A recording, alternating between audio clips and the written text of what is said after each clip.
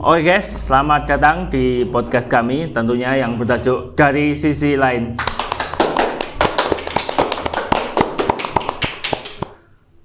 Pada kesempatan kali ini, kita akan berbincang-bincang dengan seseorang yang notabene itu dia masih sangat muda, tapi dia sudah mempunyai sebuah usaha.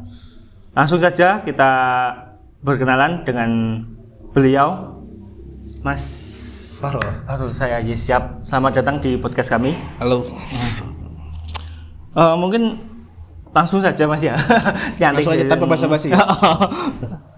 Untuk saat ini, kan seorang pengusaha. Usaha yang ditekuni itu apa sih Mas? Jadi untuk usaha aku ini bergerak di bidang kuliner. Itu lebih ke angkringan sih. Jadi menyasar segmentasi yang bawah. Kenapa angkringan gak kasarnya restoran ataupun apa ya, makanan rumah makan gitu, restoran kayak gitu enggak. Tapi aku lebih menyasar yang emang kalangan segmentasi ke bawah. Namun segmentasi saya target pasar saya ke bawah, tapi yang atas pun bisa menikmati gitu loh. Jadi, makanya saya tetap menyasar angkringan, buat nama angkringan. Dari yang ibaratnya kalangan bawah sampai kalangan atas pun. Ya benar sekali. Jadi untuk segala segmen gitu lah. Jadi soalnya sekarang rata-rata kalangan atas pun nggak malu buat turun ke bawah makan warteg, makan angkringan udah nggak ada batasan sama sekali kan. Makanya sekarang saya kenapa sih ada satu buah apa ya, kayak jenis potensi pasar baru di mana semua kalangan kita bisa masuk, tapi kita bisa ngikutin juga sih. Tapi dengan cara apa? Perbarui menunya, perbarui apa sih sama produk-produk yang kita jualnya, biar emang kasarnya tuh orang di atas itu bisa menyesuaikan dengan lidahnya mereka gitu loh. Masuk itu ya. Terus untuk merintis di angkringan ini, dengan mulai kapan Mas? Dari SMP, SMA atau setelah? Untuk awal mula aku rencana buat angkringan itu dari 2020. Jadi sekarang sudah berjalan hampir kurang lebih 2 tahun ya. Jadi di September 2020, kebetulan tahun depan, bulan depan ya. Bulan depan itu 2 tahunnya saya bermula buat angkringan ini. Jadi awal mulanya itu ketika saya lulus kuliah. Jadi awal lulus kuliah itu di 2019 September. Kemudian saya kuliah di Semarang. Kemudian saya pulang ke Bandung karena emang kebetulan rumah saya di Bandung. Saya kelahiran di Bandung. Setelah dari Bandung dan papa itu tentara. Papa itu tentara, jadi dia setelah pensiun di 2019. Pensiun 2019 itu pensiun, kemudian minta pulang ke kampungnya. Jadi ke Magelang itu adalah kampungnya Papa. Oh, asal mulanya ya, benar sekali. Asal mulanya itu adalah Papa. Jadi Papa triggernya saya buat pulang ke Magelang itu adalah Papa. Jadi Papa itu minta pensiun, minta istirahat karena kurang lebih udah hampir 40 tahun di Bandung. Jadi udah ngerasa capek, penat sama itu kan. Sama kondisi di kota Bandung. Beliau minta pindah. Nah, jadi setelah pindah di Bandung, kita pulang itu sekitar kurang lebih setelah Lebaran bulan September, sebelum September itu apa? Agustus 2020 tuh saya pindah ke Magelang. Itu masih waktu corona ya? Ya, zaman-zamannya itu Maret, April, Mei, Juni, Juli, Agustus tuh. Jadi kita pindah-pindah juga umpet-umpetan gitu loh. biar kasarnya tuh nggak ketahuan tim satgas. Jadi kasarnya tuh dicicil barangnya. Biasanya kan pindah-pindah tuh satu truk besar gitu, ini enggak. Kita cicilin biar barang-barangnya, dan itu perlu waktu lama juga buat pindah, bener-bener menyelesaikan yang urusan di Magelang, di Bandung ke Magelang ini. Setelah 1 bulan karena emang kondisi di desa ya. Kita dari kota yang emang segala fasilitas itu ada semua. Mulai dari internet, bahkan di internet tuh sudah kasarnya tuh udah canggih ya, udah kasarnya itu sudah tersedia gitu loh, tinggal kalau bahasa Jawa pating celecek gitu loh. Pating celecek. Nah, ya kayak gitu loh pokoknya. Nah, kita tiba-tiba pindah ke Magelang yang mayoritasnya tuh dusun. Jadi pindah ke dusun dan emang kita tuh ngerasain, bukan kita ya, beberapa orang yang ngerasakan pasti culture shock pertama. Culture shock yang pertama itu perbedaan kulturasi. Jadi kultur yang emang yang bisa di Bandung itu rata-rata tuh kayak apa ya? Mereka hidup dengan kesibukannya masing-masing. Beda banget sama kayak yang di kampung, Magelang, di kampung. Di kampung. Guyupnya, kasarnya tuh apalagi gotong royongnya ada segala macam itu, dan itu yang saya lihat dari sudut lain terhadap masyarakat desa itu gitu. Nah, terus, ini balik lagi saya awal mula setelah itu, selama 1 bulan saya berpikir apa sih gitu loh yang kasarnya tuh yang emang diminati masyarakat desa, tapi itu bisa menyesuaikan lidah kasarnya tuh ke semuanya, gitu loh. Mau nggak mau, ketika emang saya bikin restoran, kafe lah minimal, saya buat kafe, orang pasti mikir lagi 2 kali lipat dong, mikir kasarnya tuh apa, budget mereka masuk nggak sih ke harga kafe itu? Gimana? Kenapa saya nggak menciptakan potensi baru, pasar baru, ketika emang dia yang emang punya uang pas-pasan, tapi bisa nikmati fasilitas kafe. Makanya saya di setiap angkringan saya sediakan free wifi, harga yang murah, kenyamanan. Jadi jarang banget ketika ada yang orang di angkringan dia makan biasanya hadap-hadapan sama yang jualan kan. Dikotakan bukan artinya saya mendiskreditkan angkringan yang di bawah gitu, enggak, sama sekali enggak. Ini perlu disclaimer terlebih dahulu ya. Tapi saya lebih membuat konsumen merasa nyaman terlebih dulu. Barangkali ada obrolan yang kita nggak harus tahu gitu, sensitif. Makanya kita sediakan space yang agak lebih luar, agak lebih lebar, biar si orang-orang itu masuk gitu. Jadi dari September lagi ya. Ya gimana? Udah nilai plus. Ya, jadi orang-orang bisa datang ke tempat kami, ketika mereka pengen ngobrol bareng sama kami, kita bisa sharing table gitu loh. Kita bisa gabung gitu loh untuk mau kasarnya tuh dia mau ngobrol sama kami, kita terbuka gitu loh. Tapi ketika emang dia pengen ngobrol sesuatu yang private, yang bersifat privasi bersama temennya, itu kita sediakan space gitu loh. Istimewa sekali. Gitu. Jarang-jarang ada sih di Magelang, kayaknya baru kali ini angkringan yang gambarannya seperti ini. Ada ibaratnya ada tempat khusus, terus nggak berhadapan langsung dengan penjual. Ya, benar sekali itu sih. Itu jadi alasan ketika emang Mas Aziz nanya ke saya, alasan saya buat angkringan ya seperti itu. Jadi emang saya ingin nyediain space buat para konsumen yang makannya murah tapi dengan fasilitas yang emang nyaman gitu. Ibaratnya ada pepatah mengatakan harganya kaki 5 tapi fasilitas bintang 5. Benar sekali. Benar banget. Untuk angkringan sendiri ini jenengan buka di mana saja, Mas? Untuk sampai saat ini selama 2 tahun ini saya baru sanggup membuat 2. Tapi kedepannya saya bakal buka lagi gitu, cuman mudah-mudahan ada rezekinya ya. Tapi untuk sampai saat ini itu saya punya 2. Yang pertama itu di Tegarejo. Iya, di Tegarejo, itu di samping persis rumah sakit Subhanul-Waton.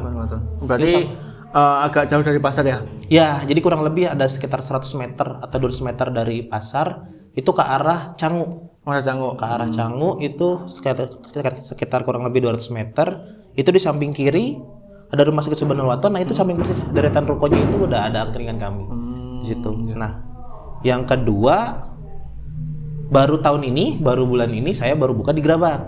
Berarti baru-baru ini di Gerabak. Baru-baru ini di Gerabak. Jadi setelah beberapa saat saya butuh waktu untuk berpikir kembali apakah saya bakal buka cabang. Ternyata alhamdulillah ada rezekinya buat buka di sini gitu loh. Jadi di daerah Gerabak ini depan Metro Sport itu. Ya, depan Metro Sport and Fashion itu lah, persis banget depan itu. Jadi kalau dari pasar kurang lebih arah cuma 20 meter ya. Ke arah mana itu, Mas ya? Dari pertigaan pasar ini. Perempatan pasar itu. Kalau dari arah Secang mau ke Ngablak mungkin ambil kanan ya. Ya, kurang lebih kayak gitu sih. Terus kalau yang di Tegalrejo bisa dari Kopeng mau ke Magelang. Ya, itu. Kalau dari arah Kopeng itu kiri jalan. Pokoknya satu deretan sama rumah sakit aja. Udah satu kawasan itu. Itu tempatnya strategis semua ya, Mas ya. Alhamdulillah. Jadi alhamdulillah itu dapat kayak untuk kalau misalnya Mas Ajis kok bisa dapat tempat situ gitu loh. Kayak apa ya? Semuanya itu kayak rezeki gitu loh, ngerti enggak? Udah diatur sama ya. Kayak rezeki itu jadi apa ya? Walaupun saya menggunakan ilmu ekonomi, karena basic background saya ekonomi, kasar saya harus menghitung rata-rata orang melewat kayak segala macam gitu. walaupun saya harus menghitung hal yang kayak gitu, itu begitu saya melihat di Garjo, kayak langsung kayak dapat feel-nya gitu loh, ngerti nggak? Walaupun bentuknya dalam ruko kosong sama kayak gini posisinya, ruko kosong. Tapi kayak menemukan ini loh gitu loh. Jadi kayak ada rasa kliknya gitu loh. Nah, langsung masuk itu. Nah, langsung masuk setelah di Garjo, begitu pun hal sama kayak di Gerabak sini. Di Gerabak pun hal yang sama, yang feel saya begitu dapat gitu loh. Jadi walaupun saya negosiasi dengan yang pemilik kontrakannya itu alot untuk penentuan harga per tahunnya, ya kan ya. Tapi dalam satu sisi itu saya udah memendam dulu gini loh. Saya pasti harus di sini gimana pun caranya gitu. Harus dapat ini teman. Nah, itu loh kayak itu. Iya. Yang pertama dibuka di Tegarjo. September 2020. Jadi hampir 2 tahun kurang 1 bulan ini ya? Iya. Besok udah 1 tahun. Iya, benar. Terus yang kedua ini di Gerabak. Kenapa sih memilih di Gerabak? Enggak memilih di tempat lain yang lebih ramai lah. Kalau di Gerabak kan sudah banyak angkringan-angkringan gitu. Kenapa? Kok alasannya ya? Alasannya memilih di Gerabak. Alasannya kenapa Gerabak? Gerabak tuh apa ya? Walaupun saya pendatang nih ya, saya bisa menilainya tuh kayak Gerabak tuh adalah sebuah kecamatan yang emang kasarnya tuh dia mau keluar dari Kabupaten Magelang aja, dia udah mandiri gitu loh. Dia mau bikin pemerintahannya sendiri pun udah bisa gitu loh. Sudah maju. Karena saking majunya Gerabak gitu loh. Nah, awal mula saya dihidangkan kata-kata Gerabak gitu. Menarik nih gitu loh. Menarik. Jadi yang bikin satu menarik itu apa sih yang nggak ada di Gerabak? Jadi udah dari penasaran gitu ya? Iya. Aku sampai kasarnya tuh survei sana sini gitu kan sebelum ya tetap aja untuk orang ekonomi analisis resiko tetap ada ya. Nah, jadi apa ya? Hal yang nggak ada di Gerabak tuh apa sih gitu loh? Semuanya ada. Jangan kan gitu loh. Ini bukan saya membandingkan balik lagi. Iya, betul. BCA aja deh gitu deh. BCA tuh di Gerabak ada. Tegarjo nggak ada loh. Nggak ada. Betul. Jadi saya tuh seperti kayak sudah untuk analisis resiko tuh sudah ditimbangkan oleh orang lain, oleh ahli-ahlinya gitu.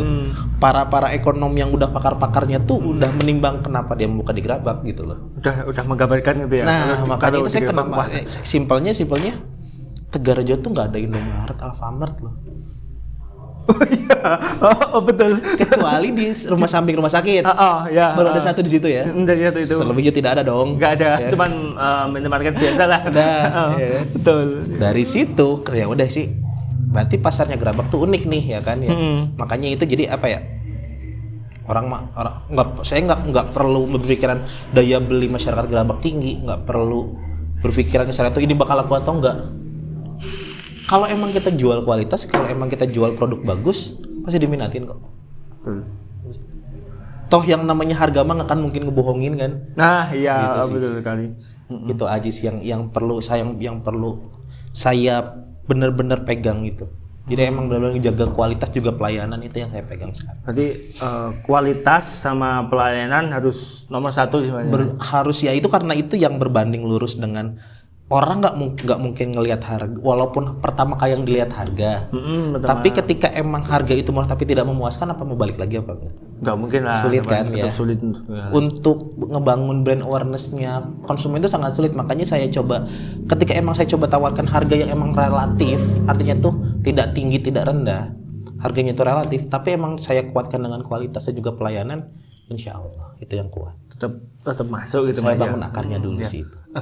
Tadi kan Mas Fahrul ini sempat bilang bahwa kuliah di Semarang. Iya. Semarang pulang ke Bandung, terus pulang ke Magelang. Iya. Kenapa mau pulang ke Magelang, Mas? Enggak, jadi gini. Uniknya tuh gini nih. Jadi tahun 2015 tuh saya STM malah. STM-nya tuh jadi saya ngambil di Bandung tuh ada SMK 1 Cimahi, SMK Negeri 1 Cimahi. Nah, itu sekolahnya 4 tahun. 4 tahun? STM pembangunan. Kalau misalnya di sini tuh kayak di Semarang ada STM pembangunan. Nah itu sekolahnya 4 tahun. Jadi di 3 tahun pertama itu sekolah biasa. Seperti kayak SMK biasanya. Yang 1 tahunnya itu dipergunakan untuk magang dan juga untuk ujian. Ujiannya di 4 tahun itu, Pak? Ya di tahun keempatnya. Jadi kita udah nggak di sekolah tapi kita di tempat magang. Bedanya sama SMK biasa itu biasanya di tahun ketiga atau tahun kedua kan untuk magangnya kan. Ini kita berbeda karena kita di tahun keempatnya. Nah, Kenapa saya bilang unik? Jadi di tahun 2015 saya memutuskan untuk merantau nih. Merantau? Ya merantau ke Semarang untuk kuliah. Ya. Nah jadi dari 2015 saya merantau ke Semarang untuk kuliah dan lagi-lagi beda jurusan. Itu di STM ambil jurusan apa? Teknik elektro. Di kuliah? Ekonomi manajemen. Itu dari teknisi ke keuangan. Ya, ya kan ya. Itu gimana ceritanya, Mas? Jadi begitu STM itu karena emang kita belajarnya itu belajar secara ilmu teoritis, walaupun lebih sering prakteknya juga gitu kan. Tapi kan teknik elektro jarang banget sama yang kasarnya itu naik tower. Karena itu beda jurusannya kan. Ternyata di pekerjaan saya dulu itu sebagai teknisi, sebagai internet service provider atau penyedia layanan internet. Jadi di Bandung tuh dulu ada perusahaan swasta yang penyedia layanan internet itu. Nah, saya keterima kerja di sana setelah lulus keterima kerja di sana sebagai teknisi. Walaupun sebagai teknisi internal, tapi saya ada kesempatan buat naik tuh, ya kan? Merasakan tower triangle yang kecil itu tuh ya. Kan? Nah, tinggi banget tinggi ya. yang tinggi tower itu kan. Merasakan tuh sana ke atas sana tuh. Ternyata saya fobia ketinggian. Wah, iya. Gak bisa tuh ya saya hidup di situ ya kan ya. Kasarnya tuh saya sudah mulai menyadari tuh ya kan, jangankan naik ke tower triangle tuh. Naik bukan lantai 3, naik 3 anak tangga aja. Gemetar kaki sumpah. Ini gimana? Berarti waktu ambil jurusan itu nggak kepikiran sampai ke situ ya? Karena melihat background sekolahan, biasalah orang tua. Dengan cara membanggakan orang tua itu dengan hal yang paling simpel dari seorang siswa itu adalah dengan masuk ke sekolah favorit.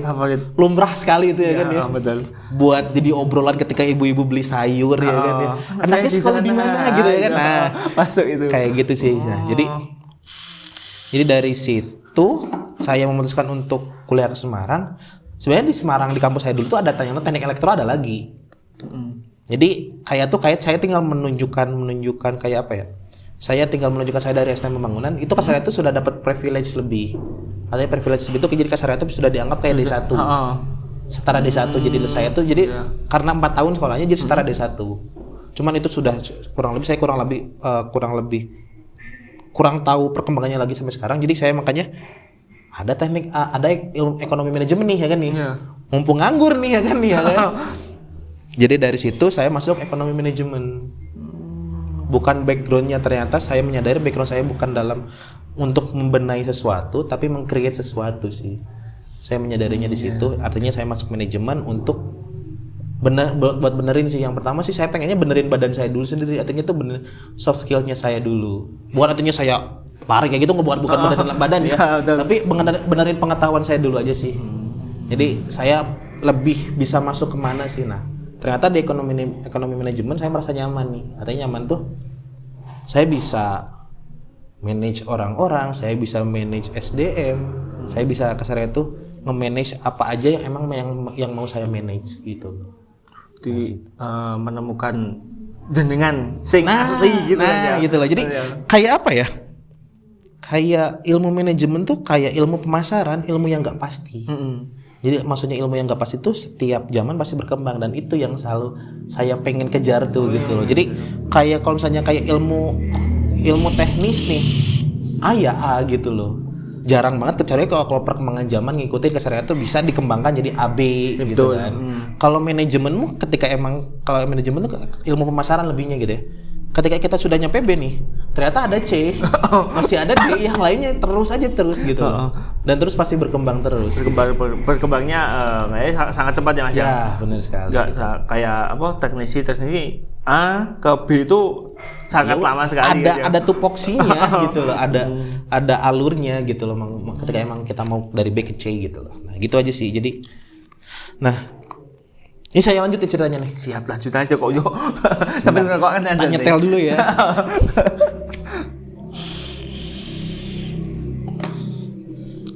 Nah, dari saya masuk kuliah ke Semarang,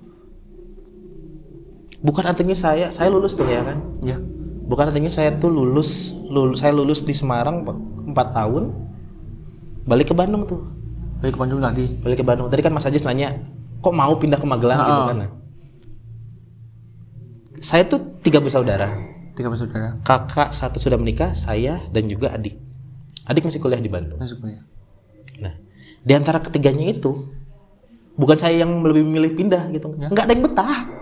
Di Magelang tuh nggak ada yang betah di Magelang tuh. Malah nggak betah di Nggak ada yang betah. Kasarnya apa ya? Balik lagi culture shock itu. Oh iya. Jadi saya pergi ke Semarang pun dengan fasilitas yang hampir sama dengan Bandung karena sama-sama ibu kota. Ya. Bandung Jawa Barat, Semarang Jawa Tengah. Jawa Tengah. Sama-sama ibu kota yang emang rata-rata fasilitasnya oke lah. Oke, ya.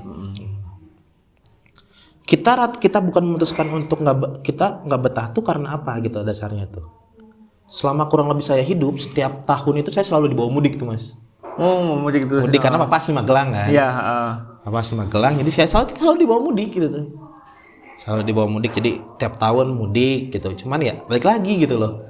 Kita yang emang dasarnya dari kota, bukan dari kota. Kita yang emang kasarnya tuh Bandung yang emang kasarnya tuh iklimnya besar ya kan ya, beriklim besar dan juga bagus, dan kita dihadapkan dengan kondisi desa yang dusun. Bukan saya mendiskreditkan, tapi emang di dusun saya tidak ada sinyal. Itu berarti agak ke pelosok masih di dusun nih.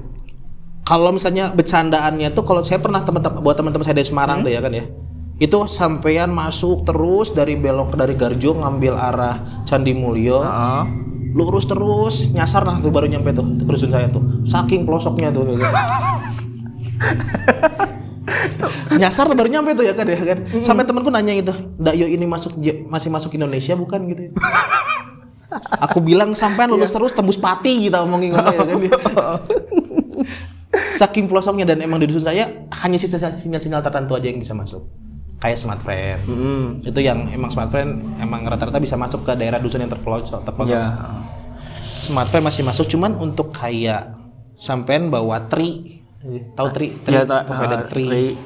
Kemudian provider kayak XL gitu. Wih, jangan harap bisa masuk ya kan. Itu enggak ada saja simpati itu udah kayak ada baliho di basuk dusunnya itu udah kayak baliho provider Tri sama yang lainnya nggak bisa masuk tuh. Smartfren yang bisa masuk tuh. Nah, cuman terbatas gara-gara situ. Jadi triggernya kita bertiga tuh. Ngapain sih gitu loh. Makanya kakakku yang udah nikah enak tuh, ada alasan tuh. Kakakku enak tuh ada alasannya tuh apa, satu sisi dia udah nikah ikut suaminya di Bandung juga. Oh, di Jakarta. Adikku lagi kuliah tuh ya kan. Walaupun masih kuliah daring, udah dari tahun kemarin dari kita pindah dia udah kuliah di Bandung tuh. Jadi dia tuh nggak mau punya ke sini berarti. Ya kan gitu ya kan. Sisa aku nih. Saya belum menikah. Sudah lulus, tidak punya alasan dong, ya kan? Iya, tidak punya alasan dong. Nah, jadi kebalik tuh. Jadi selama 4 tahun itu kakak sama adik saya yang jagain ayah ibu. Saya pulang ke Bandung, terus pindah ke Magelang. Saya yang gantiin mereka berdua. Jadi saya yang emang kasarnya tuh untuk sekarang saya sudah bisa nikmatin gitu loh. Untuk awal-awal bener-bener berat banget buat saya. Bisa stres mas ya? Saya hampir tiap hari ke Jogja. Ke Jogja? Awal-awal pindah. Selama 1 bulan sebelum saya buka angkringan. Balik gitu? Jalan aja ke Jogja. Motoran gitu? Karena emang kayak satu sisi itu saya di rumah kayak belum merasa itu rumah gitu loh, ngerti gak? Belum kenalan gitu. Belum kenalan. Sama apa nunggunya situ ya? Nah, lebih gitu. Jadi saya merasa belum kenal, jadi saya ngerasa gak betah. Ya hampir seminggu 4 kali 5 kali aku ke Jogja. Oh malah nggak ke kota Magelang? Malah ke Jogjanya. Kayak Jogjanya masih ada beberapa teman sih. Ya yang dulunya sempat sekolah di Bandung. Terus dia ada pekerjaan ataupun pindah ke Jogja, itu saya masih bisa itu. Jadi sana. Jadi nggak terlalu. Walaupun kalau nggak ke Jogja ke Semarang, karena dulu teman-teman saya di Semarang semua kan. Teman-teman kuliahnya ke Semarang gitu. Selalu ada alasan untuk pergi gitu. Gak betah di rumah itu Mas Yo. Nah balik lagi, yang buat trigger saya kenapa betah gitu loh. Kenapa itu mas? Berbeda banget gitu. Jadi triggernya itu satu sisi apa ya? Saya melihat satu sisi kalau emang keluarga besar emang lebih banyak di Magelang ya. Dan satu sisi yang bikin triggernya itu kayak lagi gitu loh. Aku menyadarin gitu. Orang tuaku tuh walaupun umur saya pengen tahu ya. Umur saya pengen tahu. Aku cuma menjadi satu sisi gini. Ketika emang mbahku nggak ada meninggal, Ya. aku satu sisi yang jadi triggernya aku tuh umur orang tuaku tuh ternyata nggak lama lagi. Ya. Aku nggak pengen satu sisi, nggak pengen yang namanya itu nangis ketika orang tuaku meninggal. Karena apa? Aku nggak bisa ngasih waktu aku buat beliau.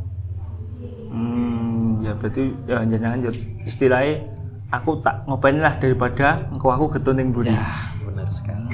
Ya. Jadi aku nggak punya alasan pengen sukses ketika emang apa ya, si harus kerja di Jakarta biar sukses, dapat gaji yang besar, dapat istri yang cantik, dapat pasangan yang cantik yang kayak gitu-gitu, dapat keluarga yang harmonis gitu. Tapi satu sisi aku bakalan nahan kangen ke orang tua. Kehilangan banget apabila sudah kehilangan Ya. aja. Dan keserian tuh aku pengen ketika emang orang tua nggak ada, baik atau bapak atau ibu, saya nggak akan nangis ketika emang saya menyesal nggak ngeluangin waktu. Ya betul. Makanya yang namanya rezeki itu bisa dicari. Ya. Alhamdulillahnya saya dapat anggaran ini nih, mungkin ini jadi rezekinya aku nih gitu loh. Walaupun aku dengan hidup kayak gini, toh aku udah merasa cukup gitu. Nyaman gitu Mas ya. Benar sekali. Orang tua kasarnya, saya bisa ngehidupin orang tua, bisa bantu adik saya kuliah. Di situ sih. Jadi saya udah ngerasa nyamannya di situ gitu loh. Jadi itu yang jadi triggernya saya, apa saya betah atau nggak di sini gitu loh. Orang-orangnya santun kok, bagus, baik gitu loh. Saya baru waktu pertama kali pindah itu jalan masuk ke rumah ke dusun itu. Lurus aja, nggak pernah klakson. Oh, nggak pernah nanya ada Nggak orang pernah. ada orang di pinggir jalan cuek gitu Ya, gitu ya. Cuman begitu jalan bareng sama ibu atau bareng sama papa gitu kan, saya boncengin mereka gitu. Papa sama ibu tuh pasti selalu nyapa. Karena emang sudah dasarnya Jawa kan. Saya belum gitu. Cuman saya ngobrol kenapa kayak gitu, saya tuh cobalah disapa gitu. Kau bakal menemukan satu titik happy kok ketika emang nyapa orang gitu. Satu sisi ternyata emang beneran gitu loh. Ketika emang kita menyapa. Ini ada satu kejadian lucu unik sih. Oh gimana Mas? Uniknya itu jadi kayak apa ya? Saya jalan tuh mau masuk ke desa. Delalah tuh saya menerapkan apa yang dikasih tahu sama ayah ibu. Oh, tanya Yang gitu. menyapa gitu ya kan. Delalah begitu saya setelah nyapa, maju selang beberapa meter motor saya mati. Tiba-tiba mati gitu. Tiba-tiba mati. Jadi kesannya mungkin habis bensin ya. Dengan orang yang disapa saya tadi dianterin dong sampai rumah. Batu dorongin itu. Bantu dorong. Padahal nyapanya saya baru itu ya kan. Coba kalau saya nggak nyapa ya kan ya. Paling cuman tamat ya syukur. Keringetan aku nyampe rumah ya kan ya. Iya. Gitu sih. Jadi kayak apa ya? Oh ternyata itu yang jadi banyak banget hal-hal unik, hal-hal yang jadi nge-trigger saya ya buat ternyata Magelang tuh nggak seaneh yang saya pikirkan dulu ketika saya nggak mau pindah ke sini. Wah saya waktu awal-awal 3 lawan bukan 3 ya, ibu netral sih ya. 3 lawan 1 loh, papa tetap pengen pindah, 3 anak-anaknya nggak ada yang mau pindah. Nggak ada yang mau. Semua nih. Aku waktu masih di Bandung kita waktu diskusi buat ngobrol pindah karena emang Delala bapak tuh open minded jadi selalu buka diskusi ketika memutuskan sesuatu. Jadi saya bisa sampai sempat bilang juga, papa mending di sini saya bantu cariin uang. Ya udah sih gitu, aku udah lulus, aku bisa cari uang. Yang penting apa sama ibu di sini gitu. Sampai sempat bilang kayak gitu dan saya dengan menjanjikan hal kayak gitu, kesannya papa emang gak, ternyata emang sudah penat gitu. Berarti mau merefresh. Ya. Gitu ya. Jadi, satu tahun pindah itu papa yang namanya reuni nggak beres-beres, bayangin. Reuni terus ya kan sama teman-teman yang mananya gitu ya kan. Ternyata saya menemukan titik bahagianya orang tua tuh di situ. Jadi satu sisi saking lamanya dia ngerantau, dia ternyata kangen juga gitu. Jadi saya nggak bisa egoisnya di situ sih. Jadi teman-teman lama nih ngumpul lagi gitu ya. Bener lah itu. Jadi perasaan baru minggu kemarin reuni itu ya kan. Oh ini beda lagi katanya gitu. buset. Ya kan. Ya itu happy kebahagiaannya orang tua gitu kan ya. Ya udah sih gitu kan bisa. Oh iya. Berarti yang memotivasi jenengan itu dari orang tua itu Mas. Bener. Trigger utama saya dari orang tua sih. Jadi apa ya? Untuk Karena kebetulan kita masih ada satu tanggungan ya, satu kebutuhan lagi dengan yaitu kasarnya itu adik saya kuliah. Adik saya kuliah di salah satu kampus gak negeri nih, swasta. Di Bandung, alhamdulillahnya tuh untuk semesterannya agak tinggi nih ya kan nih. Ngandelin papa pensiunannya itu sudah tidak bisa. Iya. Ngandelin dari kakak pertamanya karena harus manut suami. Nggak bisa ya. Saya nih ya kan nih. Nah dari situ saya bilang ke orang tua, bilang aja gini, jadi kasarnya tuh yang uang pensiunannya disimpan aja. Ya. Bilang gitu kasarnya itu buat hidup mama sama papa gitu kan.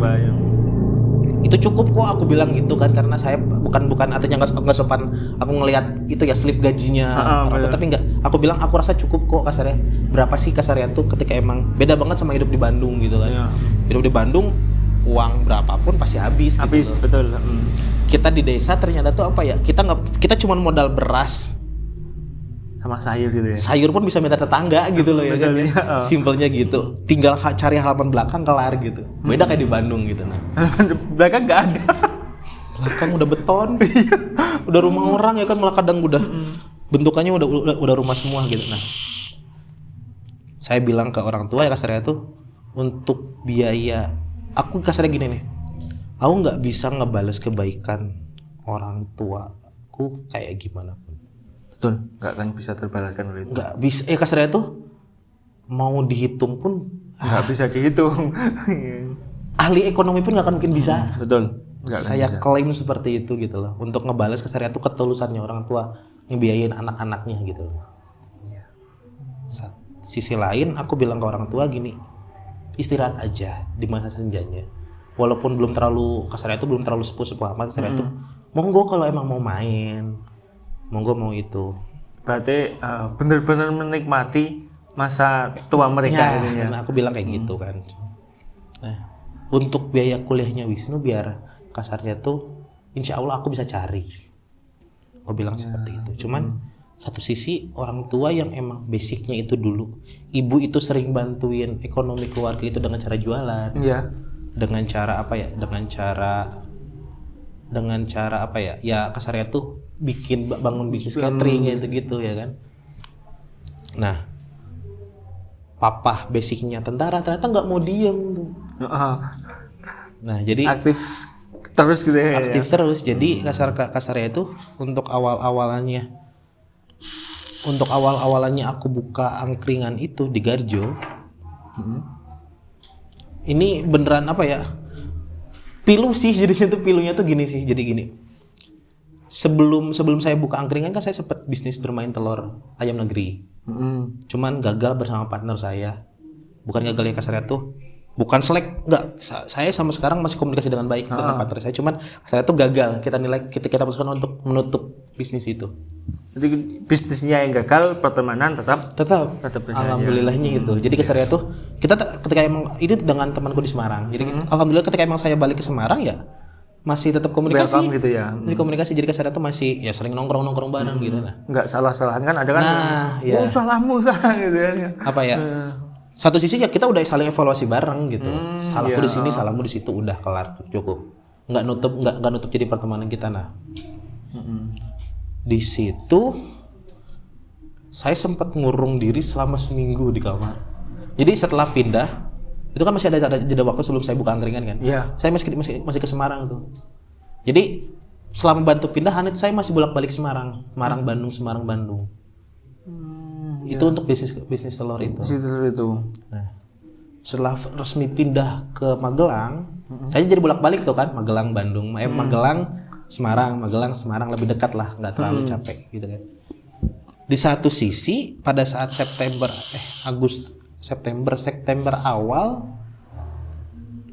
aku pulang ke Magelang. 1 hari 2 hari masih belum ditanyain tuh. Biasanya 1 hari pulang malam, Sabtu malam, Minggu sore aku udah balik lagi ke Magelang. Ini kok enggak? 1 minggu aku ngurung diri di kamar. Kasarnya tuh shock dengan kondisi. Aku pulang ke Magelang nggak bawa apa-apa. Uang sepeser pun nggak. Bawa awak sehat istilahnya. Apa ya? Aku buat pulang dari Semarang ke Magelang, minjem duit buat balik buat beli bensin. Saking nggak punya uangnya. Dari situ 1 minggu aku keluar kamar, aku cerita ke orang tua tentang kondisi yang aku gagal bisnis telur ini. Setelah itu orang tua nanya mau kayak gimana jadinya, mau tetap ngelamar kerja atau enggak.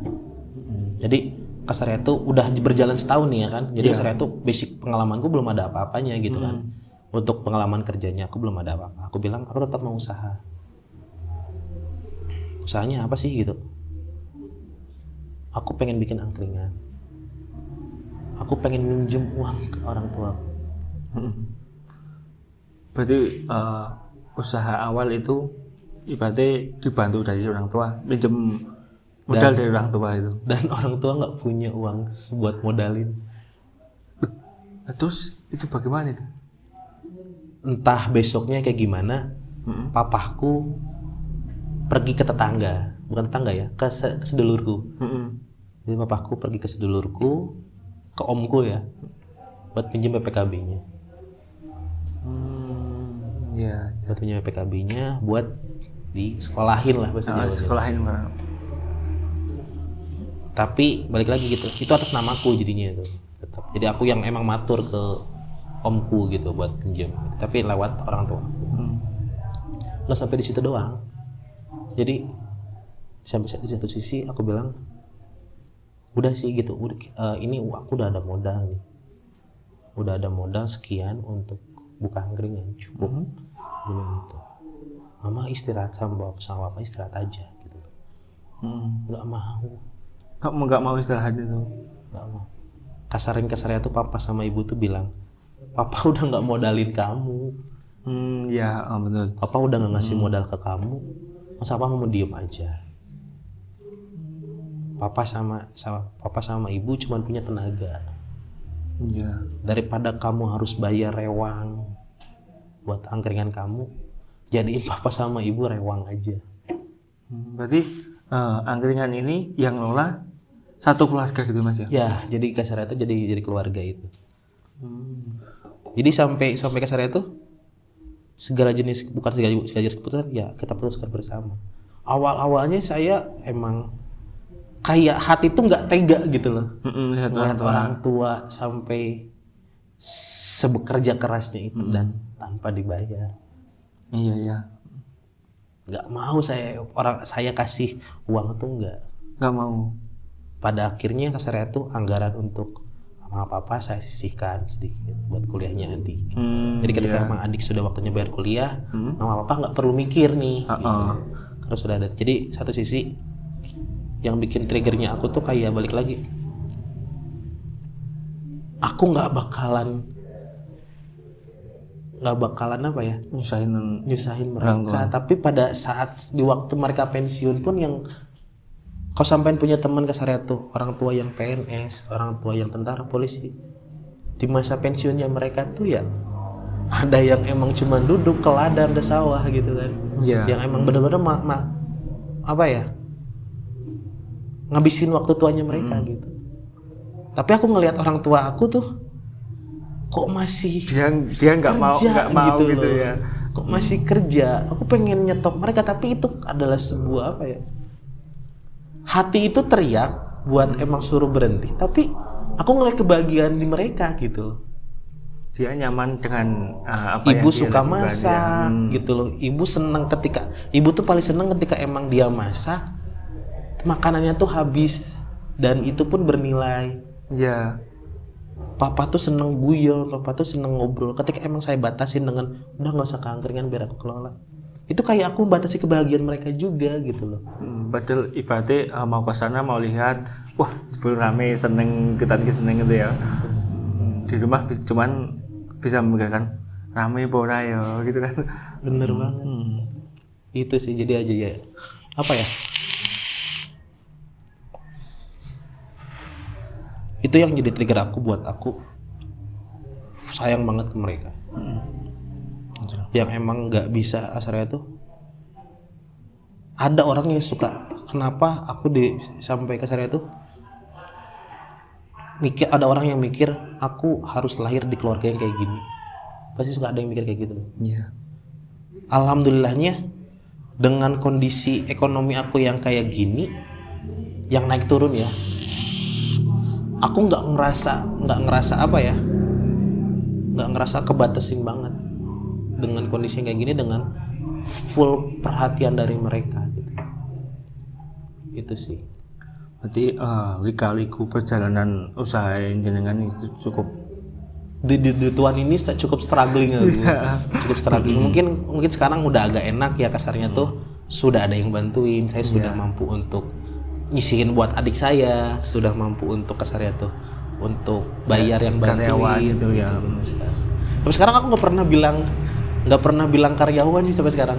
Saya bilang partner. Oh, partner. Karena mereka yang emang saya butuh tenaga mereka butuh bayaran atas kerja mereka. Berarti itu kan dengan nggak mau nyebut karyawan. Itu kenapa? Apa ya? Saya nggak pernah mau dianggap sebagai bos. Dimana ada karyawan, ada bos, ada atasan gitu, nggak pernah. Berarti kan ibaratnya sama-sama barengan gitu. Barengan. Begitu di Tegarjo pun sama seperti itu. Job desk saya bakar sate ya, saya bakarin sate. Berarti aku rewangku, aku sing bakar, aku gogok, itu nggak ada gitu ya, Cil. Udah bukan zamannya Belanda lagi sekarang. Oh, betul Mas ya. Saya lebih seneng ya emang dia merasa seperti apa ya? Saya tiba-tiba mempunyai adik tambahan 5 di keluarga aku gitu loh. Karena orang tua sesayang itu ke mereka gitu. Partner kerja sama itu sudah 5 orang. Yang bantuin ini tuh udah dianggap kasarnya tuh udah sering diajak makan bareng sama ayah ibu, sering diajak main. Ibu tuh paling seneng ketempuran ke pemandian itu loh, kalau air hangat itu. Sering diajak mereka. Ketemu mobil barengan, ketempur setelah tutup angkringan gitu, atau misalnya kita sengaja tutup lebih cepat, kita ajak mereka ke sana. Gitu. Jadi emang kasarnya apa ya? Aku dengan orang tua aku dengan kasarnya, walaupun sekarang jadi yang di Tegarjo tuh saya pasrahkan ke orang tua. Cuman tetap manajemen dari aku. Satu sisi, aku kayak mendapatkan sebuah keluarga baru dengan background yang berbeda-beda. Itu lebih asik kayaknya Mas ya. Asik gitu. Jadi makanya itu ketika yang ditanyain mau buka lagi nggak? Saya pengen buka lagi biar menemukan keluarga baru lagi. Gitu sih. Luar biasa. Ada contoh ini. Selain di angkringan ini, mungkin Mas Fahrul ini mempunyai kesibukan lainnya, Mas? Kesibukan lainnya. Nah, jadi yang unik tuh ketika saya di tahun lalu, di bulan awal-awal tahun kemarin. Jadi saya tuh saya dekat dengan pelanggan saya rata-rata.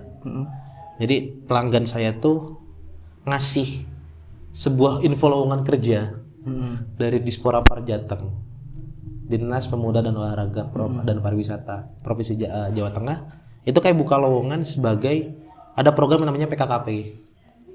Yang program PKKP itu kayak program kepeloporan dan kepedulian pemuda. Itu kayak istilah awamnya itu kayak pendamping desa.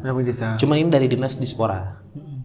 Nah, si teman saya itu yang kerja di rumah sakit nawarin ke saya. Dia bilang gini, ini mau nawako yang nganggur, menawako yang gabut. Dipikir aku selama ini kerja di angkringan itu nggak gabut apa ya kan ya? Pagi-pagi nusukin sate, malamnya bakarin ya kan ya. Saya buka mata tuh ya, lihat sate tuh ya kan ya. Tutup mata sate lagi, lihat ya kan. Dikira gabut. Nah, saya tawarin kerja gitu. Saya daftarnya juga iseng sih gitu loh, karena ada beberapa seleksi gitu biasalah kedinasan. Ada beberapa seleksi kayak seleksi tertulis, seleksi administrasi segala macam gitu, wawancara. Saya coba mengikuti itu semua. Pertama saya tes tertulis dulu, tes akademik gitu kan. Saya isinya sambil bakarin sate itu, sambil ngelayanin, jadi nggak fokus mantengin laptop gitu, nggak. Sambil bakarin sate gitu ya kan. Jadi kayak daftar tuh nothing tulus lah gitu. Nah, daftar, begitu saya cek, kok lulus gitu kan. Kadang gitu ya Mas yo. Yang dikejar bener-bener niat nggak lulus. Yang bercandaan ya bukan bercandaan ya kasarnya tuh. Ya emang benar tulus, jadi emang ketika terima syukur, enggak ya udah sih jadi pelajaran aja, jadi ilmu aja sih gitu kan. Toh kasarnya tuh yang diujikan itu ya apa ya? Sudah apa yang diujikan tuh sudah itu. Nah, ini sudah berjalan kurang lebih 7 bulan. Jadi kontraknya itu selama 7 bulan sampai 10 bulan. Ini opsi perpanjangan 10 bulan sampai Desember nanti. Jadi paginya itu saya di Dispora, kerja di pendamping desa di Candisari, di Windusari itu. Windusari. Sorenya saya pulang, saya buka angkringan sampai malam. Luar biasa. Gitu. Wah, cukup menarik podcast kali ini. Kita bisa menerima ilmu yang sangat banyak dari Mas Fahrul ini. Untuk teman-teman yang berpergian dari Kopeng menuju Magelang atau yang dari Solo 3 mau arah ke Magelang bisa mampir di angkringan HR, tepatnya di sebelah kiri jalan dekat Rumah Sakit Jumatan Waton. Untuk yang di daerah Grabak bisa mampir di Kalangan depan Metro Sport. Terima kasih untuk malam ini dari sisi lain.